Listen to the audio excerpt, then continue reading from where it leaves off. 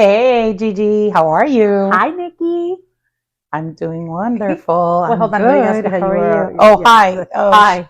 Okay. How are you, Hi. Nikki? I'm good. I'm good. And yourself? I'm good. I'm I'm like on good. autopilot. I'm No, on it's okay. It's autopilot. okay. Sorry. So I think that for I'm just gonna put it out there just for our listeners to know that our recording today is not happening on a Thursday, right? It's happening a little bit earlier. We are on a Tuesday night in Mm-hmm. Nikki's home Yep. recording. Yep. And we figured that we didn't want to have this conversation early in the morning on a Thursday. So, because we were going to be touching on a very touchy subject, that we would do this a few days before and be in a private, safe place where we can just talk about whatever it is that we're going to talk about today. Yes. Yeah. And with a glass of wine, Yes. which is a perfect setting Yes. Yes. Yes. Perfect for setting. for our conversation because, it's going to get intense. Or for the family, too. Prepare. Yeah. Yes. What is that show called that you were talking about before? That ¿Qué pasa USA? dude, this is like that household. I'm telling you. I Yeah. tell people all the time, I'm like, y'all don't Yeah, know. but they don't believe you. No, they don't believe me. No. They do not believe me. I'm like, you guys don't understand. My house is literally tiny. Yeah. Mind you, I've lived in this house for 21 years. Yeah. But in this house, from being my ex-husband, myself, Yeah. and the twins when they were little, and then obviously my family has changed so much throughout the 21 years from being just the four of us to then me getting divorced and then it being the three of us and then me meeting Lewis and then my stepson came along and my stepdaughter and then the twins and then William came along and then, so it's been like a party of four to a party of three to a party of seven literally overnight. Yeah, that's crazy. So it's been crazy, but I wouldn't change it for no, I anything wouldn't in the either world. because I think that first of all, your home is very cozy, so I love it. Thank you. And very family oriented and very warm. And it's a great feeling because at least like your evenings, there's always something happening here, right? There is always, which is fucking a riot in here. It's a fucking riot. It's never a dull moment. You can never just come home and relax. Yeah, no. Yeah. So if I want to do that, I have to come home and take a shower and just stay in my room. Okay, understandable. Nothing wrong with that either. And I don't think if I had to count the amount of times I've done that, yeah, even when I've had a bad day, this brightens up my day. Of course, the craziness here, so it's always enjoyable. So that's a good thing. I love it. So last week when we recorded, you put out a topic, right? And I'm gonna ask you to share that topic again so that we can make that our topic of this week because I really liked it and I feel like we can shine some light into some sort of either darkness that has happened in our world before. So I really want to talk about that subject. So what was that subject that we spoke about last week? So this my idea came, it stemmed out of the comment that we made last week about maybe being sexually assaulted or having an uncomfortable situation when we were younger. Yeah. So I felt that we should kind of hone in on that idea of something that did or didn't happen when we were younger that has kind of paved the way of who we are today. Mm-hmm. Did it change you for the better? Did it hinder you from being what you feel that you could be? Or do you think that has molded you in some way on the strength that you have now, the courage you have now? Have you been hiding it? Has it made you quiet because of that event? So I think that the whole topic is going to be, we experienced something in the past, whether good or bad, scary, whatever it is. And it's either made us who we are or has changed our perception of life or our way of being, our life. Yeah, I don't know. I mean, of course. What are your thoughts on that? So, what do you think? I mean, I love that topic, right? Because we each go through our individual experiences, right? Whether it be with family relationships, sexual abuse, emotional or physical abuse, right? Everyone goes through their own experience and we grow from that. Right. Well, some grow from that, right? Other Right. people decide to just play a role of victim and we can't really control that. Right. And some people get stuck there and they never come out of it. Or you get stuck, and you just don't know which direction to go with, right? You don't learn forgiveness. You don't want to move forward. You're scared. You're stuck. Right. And it is what it is, you know. Right. But yeah, like at least for me, I've had several things that has happened to me, right? And that I feel that if it wasn't in place or if it didn't happen, then maybe my life would be different. And there's numerous of things because we could talk about the fact that my father's serving a life time in prison, right? And he's never going to come out. And I didn't grow up with my father and my And that's mom, something huge. and that is something huge because growing up, you know, my friends had both parents, right? Mm-hmm. And you always saw daddy. And although I had kind of like a daddy figure in my world, I had, which was my grandfather. I was raised by a single mom, right? And I think I wanted to talk about sexual abuse, but I think I'm going to hit on this subject because now that I'm thinking about it, um, this one played a very vital role into even my In your motherhood, upbringing. in my upbringing, in my relationships, in my trust issues, in my self worth, in the way that I saw myself and perceived myself, and how important it is for people to see me a certain way. And now that I'm a mom, in my role as a mother. So, as I mentioned before, my dad, my dad got incarcerated since I was 3 years old, right? So all my life, this person has been in prison, Missing. right? Mm-hmm. Missing. I grew up with a single mom that basically my grandparents raised me. And and although I didn't miss that father figure in my life because my grandfather took that Because you had role, people that loved you that filled the role. correct, I still had missing parts, right? I Right. still had a mother that had to work a full-time job that didn't dedicate me any time because she had to work to support me, right? And then I grew up always asking myself, when is daddy coming home? And because my mom felt very guilty and felt very bad, she would tell me, oh, he's coming home soon. So that was my thing growing up. My dad is So coming she home lied to soon. you. She lied to me. So because of that, right, I felt that every time that daddy never came home, I thought it was because of me, that I did something wrong, that there was something wrong with me, that he didn't love me. And this was every single year. So for my birthday time, my dad would and he would always call me every fucking day, and he would always write to me weekly. So I knew that my dad was So the here. contact was there. The contact was there.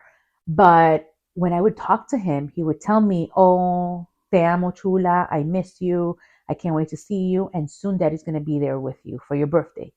So on my birthday, and I'm going to cry because Mm-hmm. my birthday would come, And and you were hoping that you would see him. and he would just never show Never up. show up. Like he was never there. And then Yeah, and Christmas that's would something as come. a kid, now as an adult, Yeah, it's painful because you it's remember that horrible. pain.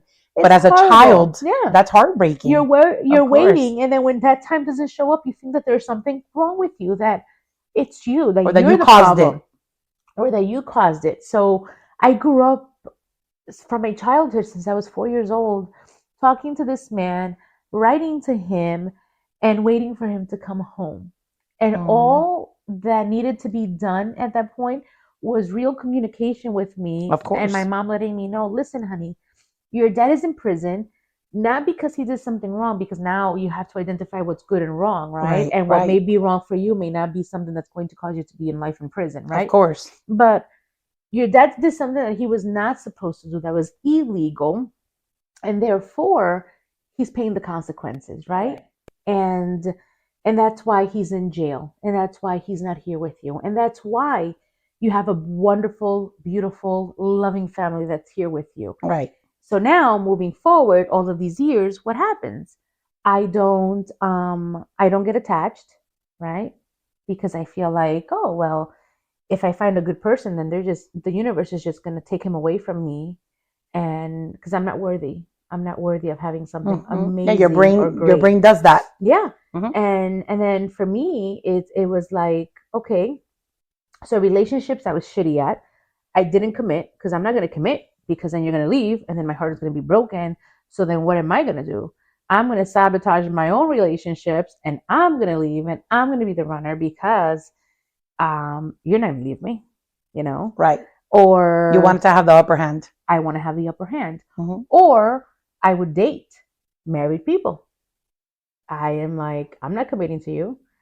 I make the rules. I'm going to date you and you're going to be married, and I could be the side chick. I'm fine, because whenever this is not working out, I'm leaving. I can walk. And I can walk. And there was just no commitment from my end, right? And then and so much happens in between the years that you have trust issues, your walls are up, and then the now self-worth the also self-worth. is, And when things are going great, like in your school and profession, work-wise, with friends, then you think that something's going to happen, that this is all going to be removed and being taken away from you because you're not worthy of having such great things in your life, because there's no possible way that the universe and that God can give you something so beautiful and give you even happiness. Right. It's impossible. All your life you've been waiting for your dad to come home, and every single year after year after year you've been disappointed and nobody tells you why. Right. So now years go by and lots of money spent in therapy to identify all of these issues that you deal with. And now I have a daughter, right? And I'm talking to you about years down the line. Yeah. Now I have Penelope, and now, I love this person like more than life itself. And now I'm like, but wait, I'm horrible. I am not going to do a great job at this. I'm going to fail, just like my dad and my mom failed me, right? And I'm going to end up in jail like my dad. So what does my brain tell me? Oh, well, now you're going to think of things that are going to that are going to make you end up in jail. Like you kill your daughter, like you hurt her, like you do all of these things. You have these intrusive thoughts, and they are horrendous and they're horrible. So yes, if that would have been different. It's a constant battle. It is. In it's your horrible. brain. It is. It's incredible. Horrible. I don't think people realize. Not many people know this about me. Like, not many people, because when you see me, I don't come off across like this guilt and this. I just see myself. It's things that are below the surface. Yeah. But I feel that if my mother would have at least communicated and been honest with me from the beginning, then I wouldn't feel this way. Then I would have been like, okay, he fucked up. He did wrong. He's doing time. His loss. Correct. Right? Instead of led you to believe that you are worthy of living a plentiful, very healthy life of love. With absolutely, and not doubting your thoughts, your feelings, and doubting yourself as to why you're feeling this way. Why do you have this guilt kind of hovering over you? Horrible. So she definitely, that's something that a lot of moms, this is good. Like, you want to cover it up. Like, fuck you no. Don't cover it up. It is what it is. You kids, make mistakes. You have to own up to them, and you need to be honest. Because if not, they're going to ruin everyone that surrounds you. No, it's a horrible. It was a horrible thing for me, and even now I'm still learning how to get through it. And even having Penelope, my mother asked me, "Are you going to go take Penelope to see your dad? Your dad wants to see Penelope." And I said, "Absolutely not. I'm so sorry. There may be a picture of him at my house, and when she's old enough, she'll know he's in prison. He's doing life in prison because he did something illegal that he was not supposed to do, and now he's paying the consequences. You don't need him. If you want to one day write to him, talk to him, by all means. Right? You're not going to stop her. We're not going to stop that. But what I'm not going to do is pressure her into seeing him, because my birthdays, Nikki, was spent in jail with him visiting my father. Okay, so that's horrible. Like, how the fuck would you do that to somebody? Horrible. Yeah. So with her, and he tells me, he was like, "Oh, honey, I want to see my granddaughter Penelope," and I tell him, "No, this is the consequences to your actions, and you might not have seen that. This is your loss. This is your loss. Mm-hmm. You get to miss out on a beautiful family, not because I want to, but because she does not deserve that. Not because I'm angry at you." But the truth is, she doesn't need you. And I don't want to have to do these explanations. But if I have to, I have to teach her. Like I said before, he did something that he wasn't supposed to do. And then leave it up to her later on. So I wish that would have been done with me, and somebody would have communicated and spoke the honest truth with me, instead of having me wait and made believe that he was coming home, because every time that he didn't, I thought it was because he chose his other two kids rather than me. You know? Right. And it was just horrible. Yeah. Yeah. So. Wow. That's a lot, Gigi. Yeah, that's just why I drink. Wow. I drink for other reasons. I mean, a Yeah. lot of other reasons, but yeah, that's a good one. That's a Yeah, good reason yeah, to drink, honestly. yeah. I mean, obviously, we use that I mean, as we a don't taboo drink thing. We don't really because drink because of that, but I do understand you. I mean, that's something it's very heavy. It's it heavy in your mind. It's is. heavy in your heart, and then it's it's like a very odd situation because you don't want to let that define you or be a defining point of you. But the reality is that that experience is part of you. Yes. So that experience has made me, you know, obviously go get therapy, right? And Right. now I'm not opposed to therapy. Yeah. Now I'm like, okay, well, this helps You're out. an advocate for people that are doubting Listen, let me tell you therapy. something. Therapy helps, you Therapy know? helps, and I Mm. know that, and there are positives to things, like these things, that if I see somebody that's going through the same thing that I'm going through, I can shine some light into that to say, hey, listen, this has nothing to do with you. Yeah. Like all my life I grew up feeling guilty, and I'm like, why the fuck am I feeling guilty? Right. I wasn't the one who killed someone. Right. I wasn't the one who went and robbed someone. I wasn't the one who shot a DEA in Florida here, Right. but yet I was the one who always You kept on showing up. right. I spent my birthdays with you Yeah. in jail because it made you feel good because you don't want to miss out on your daughter in her birthday, but yet my birthday has to be spent with you, a person who made every single choice without thinking about me.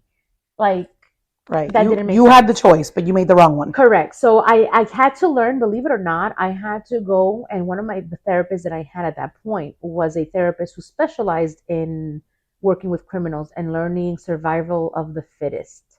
And she taught me all about that. And she taught me the way that these individuals think, right? And it is survival of the fittest. I need to survive in this shithole that I'm living in. So I have to learn how to use everything possible around me.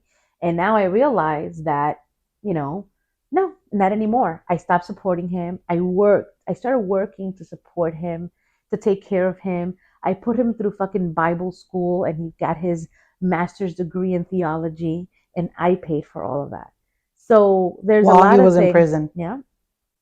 So there was a Jesus. lot of things that I did, and then you realize that that relationship wasn't healthy. That this is not the way it's supposed to be. So as an adult now, you take full responsibility. You're like, fuck you, and the mother who brought you to this world. I don't hate you, you know, but Because without you, I wouldn't be here. correct, So because you without thank you, him for that, right? correct. But I don't hate you, and I don't hate the decisions you made. You made them, and that's fine, right. And people make decisions. And like you said, he's paying the consequences. You're paying the consequences, and the consequences is that you have a granddaughter that looks exactly like you, and you have a wonderful, beautiful daughter that has survived this world without you and has become an amazing individual, right? And a grown woman that created a whole family for herself. And you don't get to see that part. You don't get to experience that part. That's the price you Yeah. pay for Yeah. being selfish. Yeah. Because at the end of the day, his choices were selfish. And then now, with now my current therapist, she teaches me something, and she says, the anger that you have with your dad has nothing. You shouldn't be angry at him. I said, but it's his fault, and she was like, no, it's one person's fault. She says, but it's not your father. And she then shined some light into other things that I didn't see. She says, it's your mom. And then I was like, yeah, we're not talking about this. She should have never had lied to you. So my mom, she was like, your mom is responsible, because she was like, think about it. Your dad is in prison. He has no control over anything. If he calls you, somebody has to accept that phone call. If he writes to you, somebody has to accept that mail, right? Right. And she says, your anger that you have is towards your mom, and I'm helping you work the relationship with your mother, because until you don't fix that problem, then the way that you see your father and all of these issues that you think you have with him, she says, they're not real. The only reason you're blaming it on him is because you don't want to blame it on her, because you feel guilty that she raised you by yourself. And I'm like, fucking A, I hate you. Yeah. Well, that's why they go to school for that shit. Correct. So they fucking, identify reverse psychology. Yeah, they identify all of those things, and then you get to deal with your own problems. So had my mom done something different with that, then I think that it would have paved a different ground for you. Yeah, but then again, I don't know how much different, but at least you wouldn't have lived a lie for that amount of time. Correct. And like now moving forward, like, and then you start thinking, well, because of these experiences, I am who I am today, right? Correct. Because of these experiences, I'm able to talk about it openly. And because of all of this, I am strong, and there was a moment of weakness in my world, and I overcame that. And there's sometimes that you have your weak moments, right? Of And then course. you're We all like, do. wait, All the Giselle. time. Yeah, you're like, wait, fuck. You're Giselle. Like, no, you've been through hell and back, and you've overcame all of this, and it's okay. So That's yeah, awesome. yeah. That's awesome. You're a warrior. I'm Oh, very thank proud of you, you. thank you. And of course, we're a work in progress all the time. Always. All of us. It's not like we reached our goal yet. It's just every single day we go through um little goals, right? So little points that we go through on a daily, weekly, yearly basis, whatever, that makes us who we are and gets us to the next step. So now So the question applies to you. what have I had that has been okay? So I definitely don't have anything I think as powerful as you because I grew up with my mom and dad till I was 15 years old. But I would say an impact in my childhood was pretty good. I can't really complain, pretty normal. But my dad cheated on my mom. Okay. My dad had a full-blown other life while he was Yeah. married to my mom. I have four brothers and sisters while my mom was married to my dad. Oh wow. Yeah, so he had a full-blown double life. Wow, that's crazy. So my dad worked as a dry cleaner Okay. or dry cleaner in a dry cleaning store. Yeah. Uh-huh. Pretty much my entire life since I was a baby. I mean, I don't know him doing anything other than that. I'm sure he had other jobs when he was younger, but in his 20s, he had me when he was, I think, 21, if I'm not mistaken, 20 or 21. Baby, he was young, and my mom was 17 Aww. when I was born. So my dad always told my mom it was like a joke between them that he wanted to have 7 kids all the time. He always said, "Fuck yeah!" He's like, "I want to have 7 kids. I want to." And my mom's like, "Yeah, fuck you. I'm done at 3." I was born when she was 17. My brother at 18, and my sister when she was 21. Yeah. So that was it. She was done with the three of us. And apparently that was not enough for him. He kept his word. He wanted 7, so he ended up having 7. He has us 3 with my mom, and then he has a boy and a girl with another woman, and a boy and a girl with another one. So are you close to them? I'm not, okay. And it's sad. I think that that's something that it's one of those little things that I feel like I missed out on their life and their upbringing. I tried to reach out here and there, little things like through Facebook with my half sister. My half brother, I talked to him the other day, like during Christmas time. My other half sister, I don't even know if she lives here. I think she lives up north. And my half brother did live here with my grandmother for a very long time. My mom's, my dad's mom. So all in all, that whole thing, I think that didn't affect me as much as I thought that it would, because I found out when I was older. Okay. Maybe had I found out simultaneously when I was younger that was happening, maybe it would have been something different. But it it was just like when I found out, I was just like, oh, okay, I have 2 sisters and 2 brothers that I knew nothing about. I don't think that my head wrapped around it when I was younger. As I got older, I was like, this motherfucker, had a whole separate. Yeah. I am the type of person, Gigi, that I've never, when I was that, like around that time, like probably my young adult life, 17, 18, 19, 20, like that age, I would consume myself with work purposely, not to think about those things or to deal with it, because I've always been a workaholic. I mean, I literally have been working since I was 14 till this day, nonstop. And I just turned 49 last Friday. So I've never, ever, ever stopped working. I always had 2 and 3 jobs. Side note, I think that this is the first time that you've actually disclosed your age, by the way. Oh, y'all know now. I'm knocking on 50's door. Okay. Yes. So I think that I consumed myself in work. And because I am a hustler, I think I'm a natural born hustler. And I think that is also due to the struggles that I saw my mom go through. Of course. You know, because my mom, when I love dance, I've already established that, and everyone who knows me knows that I was a dancer pretty much my entire life. So every time I wanted to be in a dance competition, or I wanted to be part of like a dance show in school, and I was in the dance team, everything cost, A you lot know, of money. yeah. So be part of a dance thing was $175, $200. And my mom was like, I don't have that fucking money. Like, Yeah. you know, ¿de dónde tú crees que voy a sacar ese dinero? Yeah.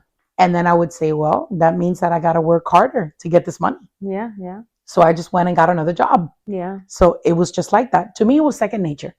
If she doesn't have the money, I have to find it for myself. Yeah. Yeah. And I not only use that as an escape to not deal with the craziness going on in my house. Mm-hmm. My mom separated from my dad. It was very easy. My dad left us the house. And I, from what I can think of, and I was, of course, 15 years old, so I wasn't a baby. I remember it vividly. Mm-hmm. I didn't really go through any pain. I don't know if I just chose to be numb to what was happening, but I was just like, you know what? He made the bad choice, and I forgave him.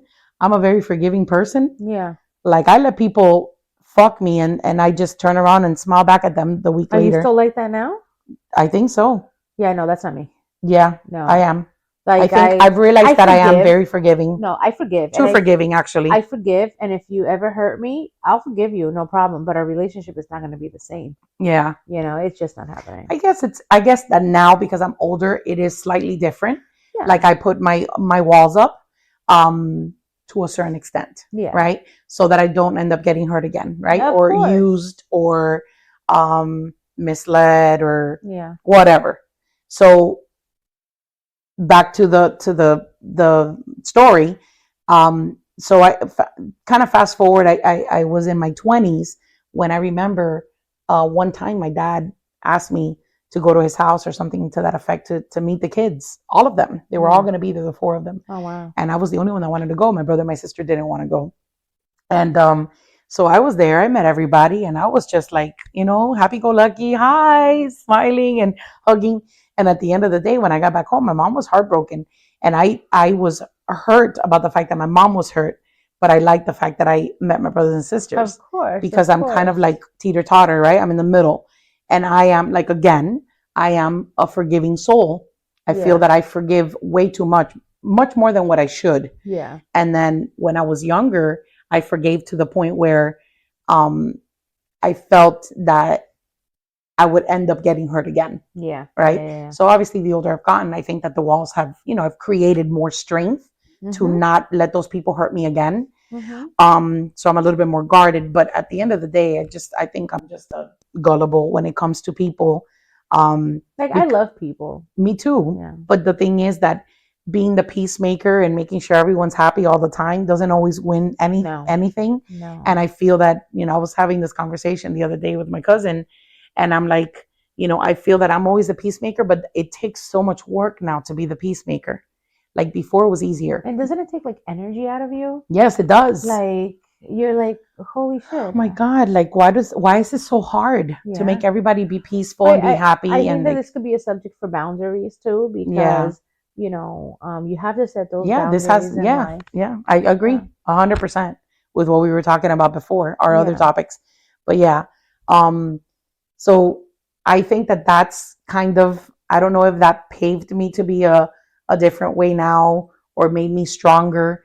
I've actually, I didn't go to therapy when I was younger.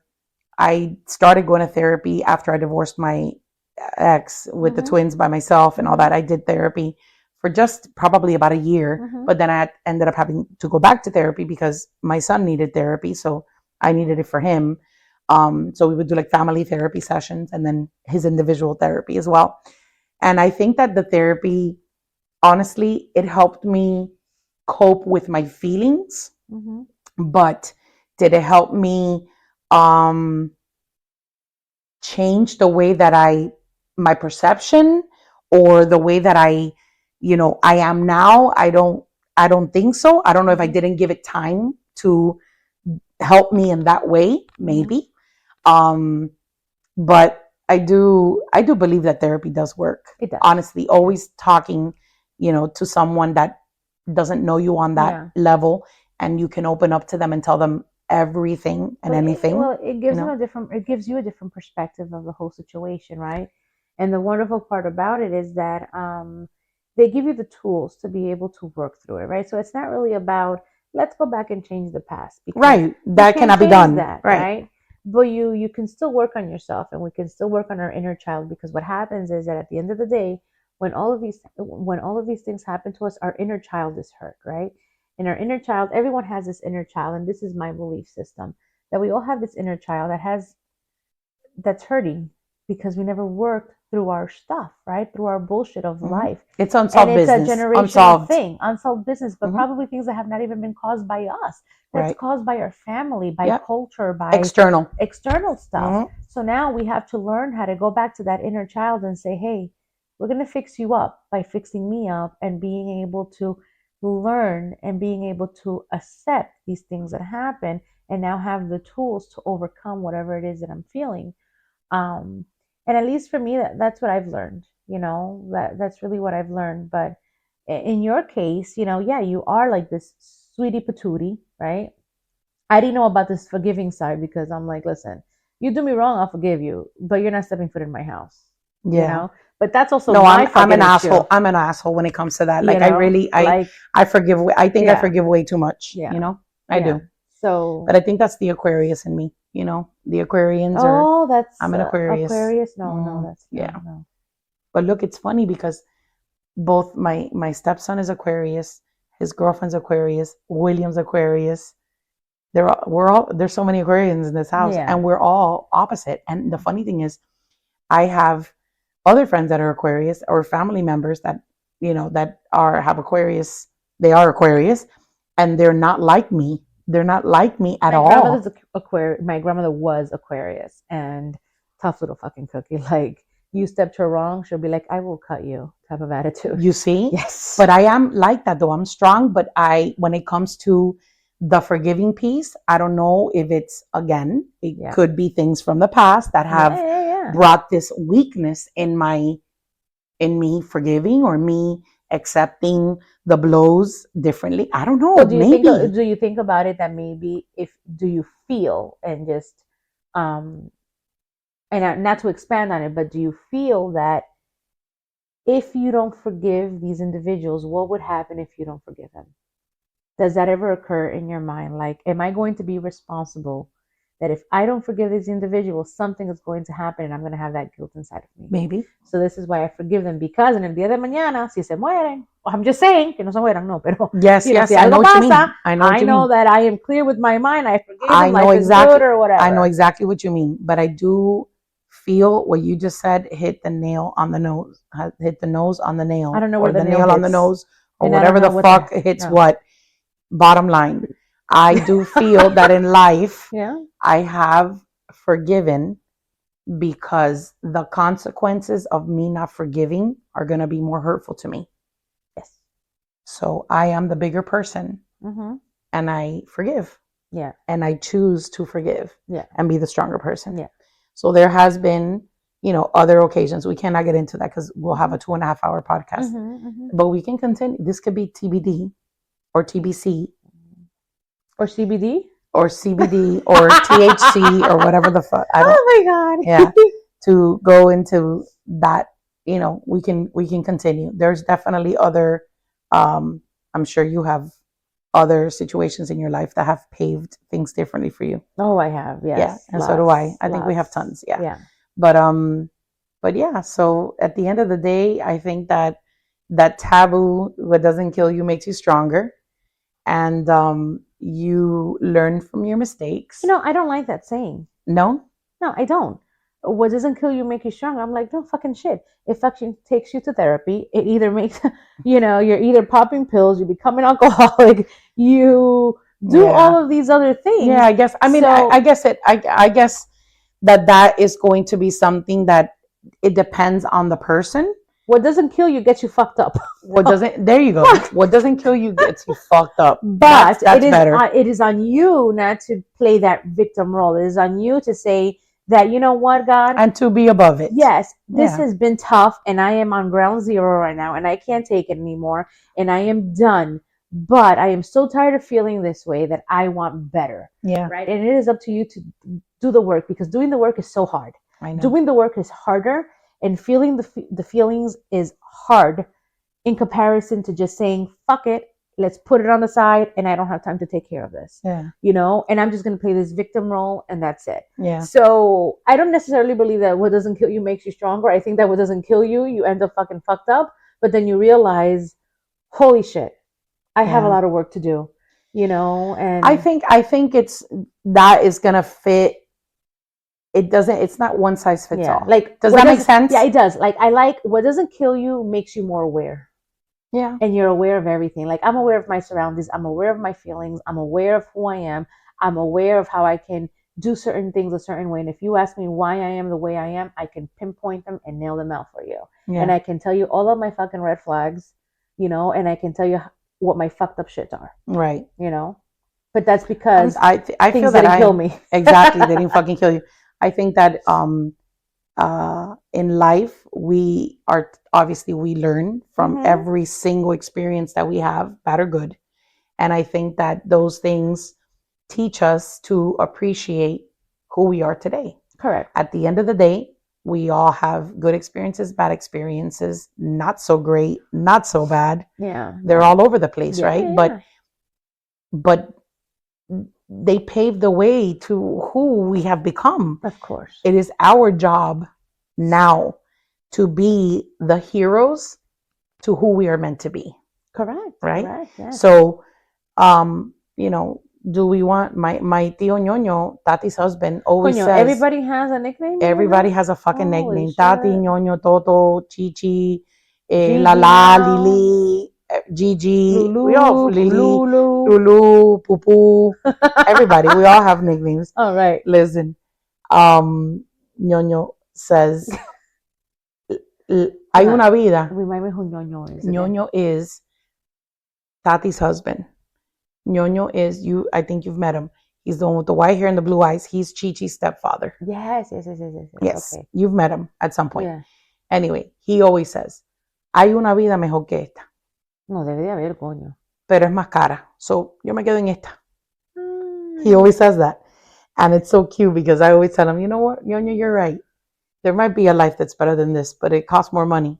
Yeah. But if this is the one we can afford, let's fucking live it up. That's let's it. Party and it make out. the best of it. And make the best of it. Yeah. So we do what we can with what we have. Of course. And obviously stay strong, stay healthy, and move forward to positive thinking all the time. I wake up in the morning and I thank God for another day. That's the first thing I do when I open my eyes. And then I just say, you know what? I'm going to try to make this day the best that I can. There's days like the other day I told you, Gigi, I don't want to work. It's not that I don't feel like working. I don't want that was to yesterday, work. But I brought you Chick-fil-A sandwich. You brought me Chick-fil-A and it made it all better. Yeah. But yeah, so there's just days that I wake up and I'm just like, ugh. I know. I want to and then it's cold outside. So I was like, can we just cuddle in my couch in my fucking in a little comforter? So just FYI, let me just put this out there to our listeners, right? It is 11:22 p.m. today, right? On Tuesday. Turn up on a Tuesday. Nobody's fucking turning up right now. She's got to go back to Penny. Yeah. But I just realized how my day went. Like, I have 2 fucking full-time jobs, right? So it's okay to have those days where you're like, I don't want to fucking work. Listen, I didn't wake up yet with my sugar daddy or rich, and I'm praying for that. I know. And every single day, Sergio sends me back to work. And he's like, I cannot. No, bitch. I cannot. I'm not taking care of you like this. Listen, I'm going to be honest with you. I'm going to be honest. Now that you brought that up. I tell Louis all the time. I met Louis, and of course, in 2009. And the motherfucker knocked me up 3 months afterwards. So we ended up having the biggest joy of my life, really. Yes. But I told him at that point, I was like, I'm not looking for a sugar daddy. I'm polar opposite, because throughout my life, we've always had this conversation, like with my cousins or friends or whatever. And they're always like, oh, I want a sugar daddy. I am a person that can never, I don't know if it's again because of what's happened in my life, I can never depend on a person. Yes. So that's very difficult. Mm-hmm, I can't. if a person, it would have to be like a multi-millionaire. Okay, so I'll just share with you. I wish one day that Sergio's gonna, and I know we just changed topics, but then we're gonna. Oh my end God, this I'm so sorry, Yeah, it's guys. okay. We're gonna end it, We're and gonna we'll go end it into very this soon. actually. Our next, we could talk about this afterwards. Pero I wish that I can wake up in the morning and Sergio was like, you know what, baby, you don't have to work anymore. Just take care of Penny. And if you work, it's because of you. But here's your money to spend for the whole fucking week. Go to your Starbucks, go to your Target, go shopping, buy whatever you need to shop, and life is good.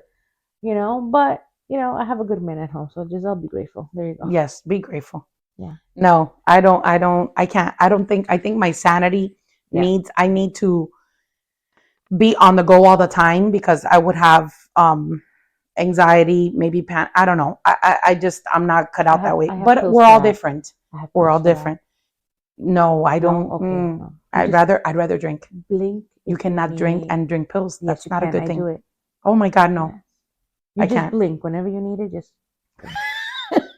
Anyways, guys, so we love you guys. Next week, I think that we should really go home back into these subjects again because I think that they're very important to have.